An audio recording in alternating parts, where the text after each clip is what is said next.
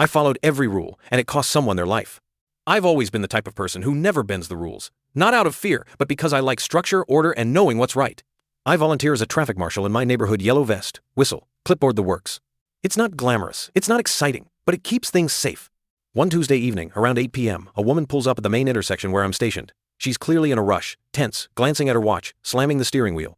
She rolls her window down and yells, "Please, I'm late, just this once, I promise." I look at her, take a deep breath, and say, "Wait for green. Rules are rules, no exceptions. That's what I've been trained to enforce." She mutters something under her breath, grits her teeth, and starts pacing her car nervously. I notice her hands shaking slightly on the wheel. My stomach tightens.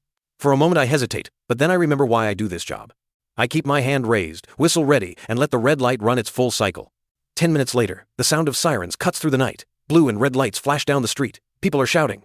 I can hear the distant wail of an ambulance and the crowd gathering at another intersection a few blocks away. A pedestrian had stepped into the road there, assuming the traffic would slow. A speeding car didn't see them in time. The pedestrian was critically injured and rushed into the ambulance. A police officer soon approaches me, scanning the area. He asks in a low, serious voice, "Did you stop the woman at the red light around 8:05?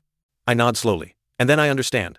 The woman I refused to let go was a trauma nurse. She was rushing to the hospital to perform an emergency surgery on that exact pedestrian.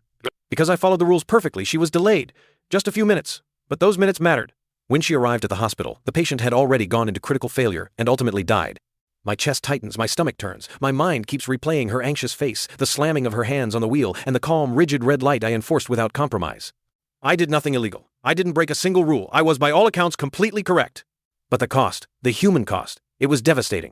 I can't stop thinking about the patient, about the nurse, about those moments when seconds made the difference between life and death. I keep picturing myself standing there with my whistle, hand raised, insisting on perfection, unaware of the consequences that would ripple out into someone else's world. I replay the moment constantly, the decision to enforce the law instead of reading the situation, the desperation in her eyes, the sirens that followed. I did everything right, yet I feel every bit responsible.